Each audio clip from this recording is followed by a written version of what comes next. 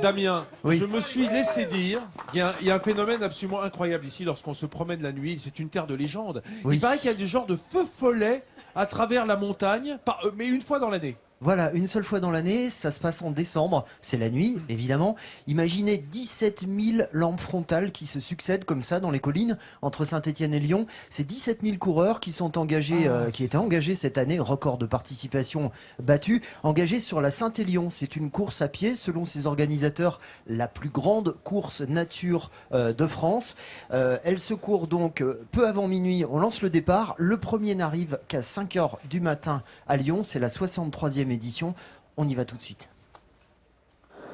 Drôle d'ambiance pour ces sportifs au repos dans le gymnase de Saint-Étienne, 2 heures avant le départ. Un peu de sommeil et de concentration pour certains, beaucoup de massages et de crème pour d'autres, ou encore un dernier repas. De notre côté, nous avons couru après une seule question. Pourquoi courir en pleine nuit? Aucune idée. C'est un bon moment avec des copains et courir, penser à autre chose et participer à une nouvelle aventure. Avant le départ, c'est le froid qui saisit les participants. À 23h30, la température est déjà négative avec moins 1 degré. À ce moment-là, tous les coureurs savent qu'ils vont parcourir 72 km de chemin glacé, mais pas de quoi geler leur motivation. Il y a toujours quelqu'un derrière nous, on voit du monde. Humainement, c'est super, je trouve. Franchement, on est bien, ça fait vraiment plaisir. À la fin, le froid, on le ressent même pas. C'est un petit défi personnel, voilà, une petite remise en question. Donc c'est toujours bien de se remettre un peu en question de temps en temps, quoi.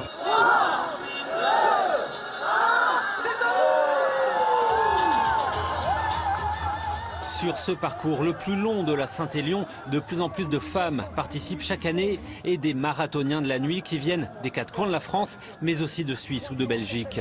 Et la réponse à notre question, elle est peut-être là en partie, dans ce scintillement magique des luminions qui transpercent la nuit, soulignant l'effort de chacun.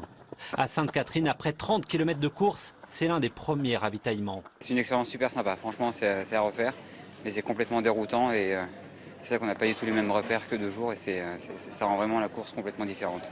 C'est pour se dépasser, pour voir où sont nos limites. Ouais. On sait jamais où elles sont. Il n'y a que la nuit qu'on peut le savoir. Elle serait 2 jours, elle serait à chier cette course. Ouais, vraiment, c'est la magie de la nuit, ambiance féerique, les bénévoles, du monde massé tout le long du parcours, même dans des endroits inhabituels, c'est fabuleux. Les premiers coureurs sont arrivés vers 5 h du matin à Lyon. En juin, les organisateurs lanceront une nouvelle édition, mais cette fois-ci en VTT. Impressionnant, impressionnant, Ouais, mon cher je l'ai Damien. fait une fois avec une caméra à l'épaule pour un reportage pour France 3. Je peux vous dire une chose, ces gens sont très courageux parce que courir comme ça toute la nuit dans le froid et ça glisse en plus, c'est pas rien. Mais toi aussi Damien, dis donc, parce qu'avec la caméra à l'épaule en plus. Moi j'avais plus mal à l'épaule qu'au pied. C'est un mix entre le poivre d'Arvor local et le G.I. Joe. C'est-à-dire qu'il tient la caméra dans les dents et il court et voilà. Et tout passe bien.